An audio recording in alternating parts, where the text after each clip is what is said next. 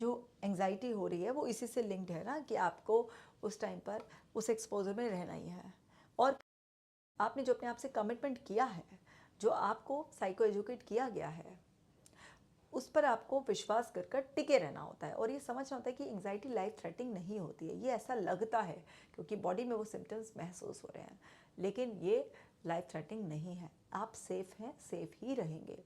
तो आप इसको खुद ही नेचुरली डाउन होने दें। जैसे ही आपका 2-4 बार एक्सपीरियंस आता है कि हाँ ये तो खुद ही डाउन हो रही है, कुछ नहीं हुआ कुछ नहीं हुआ, तो वो जो आपके पास एविडेंसेस आते हैं वो आपके कॉन्फिडेंस को बढ़ाते हैं, और फिर धीरे धीरे आपके अंदर की खुद की पावर, कॉन्फिडेंस बढ़ता चला जाता है, और वो ट्रिगर आपके लिए एक टाइम आता है न्यूट्रल हो जाता है। और है रेजिस्ट कंपल्शन। अब आपकी जो एंग्जाइटी हो रही है वो इसी से लिंक्ड है ना, कि आपको उस टाइम पर उस एक्सपोजर में रहना ही है और कंपल्शंस को रेजिस्ट करना है। अब ये नहीं है कि उस टाइम तो आपने एक्सपोजर करा और ख़त्म, और फिर उसके बाद ना आप फिर भूल गए, अच्छा अब तो कोई नहीं देख रहा मुझे, या नहीं अब इतनी देर तो 15-20 मिनट आधा घंटा तो एंग्जाइटी में रहने का मेरे पास टाइम नहीं है, और एक कंपल्शन करो और छुट्टी। नहीं भाई, आपको कंपल्शंस को रेजिस्ट ही करना है। जितना आप कंपल्शंस बंद करेंगे उतना जल्दी आपका फियर भागेगा, उतना जल्दी आपके ओसीडी की चेन टूटेगी। लेकिन अगर आप कंपल्शन करें तो कंपल्शन से ही ओसीडी का रीइंफोर्समेंट होता है, क्योंकि जब आप एक्शन लेते हैं किसी चीज़ पर तभी आपके ब्रेन को लगता है कि ये चीज़ रियल है, ये वास्तव में एक प्रॉब्लम है। तो आपको एक्शन लेना ही बंद होता है।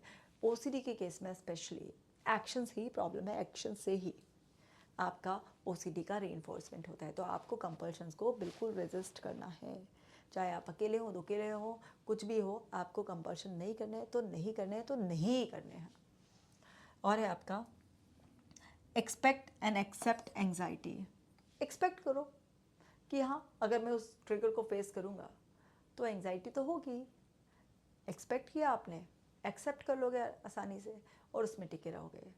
तो आपकी जो एंग्जाइटी आपको एकदम से पैनिक कर रही थी और फोर्स कर रही थी कि जाओ भागो यहाँ से, आप जब पहले से ही किसी चीज़ को एक्सपेक्ट करते हो ना तो आप उसके लिए मेंटली प्रिपेयर रहते हो, फिर आपको उसका इतना फ़र्क नहीं पड़ता।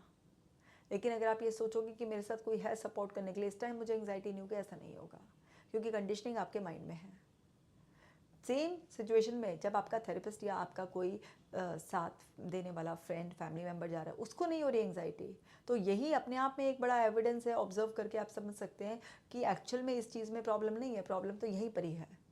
तो आप एक्सपेक्ट करो कि जब यहाँ पर कंडीशनिंग हुई हुई है तो होगी ना एंग्जाइटी, एक्सपेक्ट करो, फिर उस एंग्जाइटी को एक्सेप्ट करो। जैसे ही आप एक्सेप्ट कर लेते हो तो उसके बाद कोई भी फीलिंग आप पर हावी नहीं हो सकती। ये सारे सेफ और इफ़ेक्टिव